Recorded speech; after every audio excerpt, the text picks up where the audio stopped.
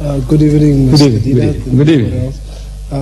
I'm from Cape Town. Mashallah. I'm a truck driver. I'm just driving through. Right. And I received this invitation on Lovely. Now, I'm a Christian. And I would like to ask you one question, that is, why since 1948, the 14th of May, when the Jews went back to Israel, Israel became a nation and all that. I would love to know, since that time they have fought 7 wars. Right. All 7 have been won by the Jews. Right. And I would love to know, why is it that that country is surrounded by the Arab states? 160 million Muslims. Yes. And they ain't able to overpower a country with 140,000 soldiers in the army. Why is that, Mr.? I'll give you an easy answer. Sit down, yes. You know Smith in southern Rhodesia, he declared the UDI, Unilateral Declaration of Independence. You remember that? For 12 years, he made the whole of Africa to say, hey, you bloody rubbish, stand afar, don't come near. And there were only 250,000, do you know that?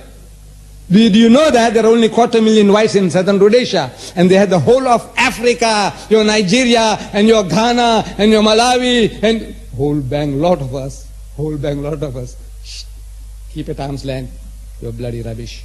For 12 years, he kept us there. No, it's the armory, weapons. That guy has got the weaponry. America is behind him. Every time the Muslim goes to war against the Jew, he's not fighting the Jew, he's fighting America. In 1973, for the first time,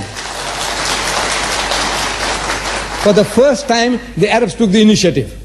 The Ramadan War, the October War, Sadat crossed the Bar-Lev line, he had the Jews by the throat. And the Jews cried for help. And Reagan rushed into the battle with his Minin machines through the Azores, direct into the battlefield. So we are not fighting the Jews. This Jew is a facade, it's a front. We are actually fighting America.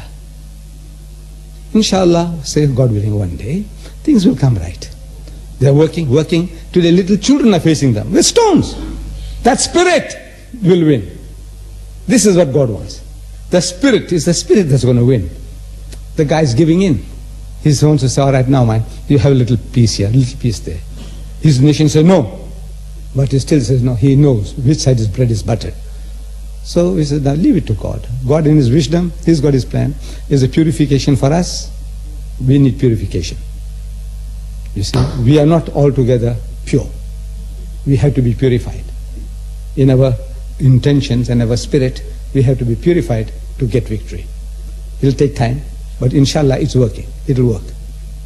Like it happened here in Rhodesia. They got the independence. But for 12 years, Smith, with his 250,000, he had the whole of Africa. How many? 200 million Africans at bay.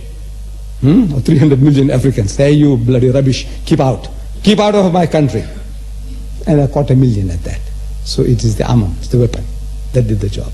Same thing here, 300 years, the guy ruled us. 300 years. What did it?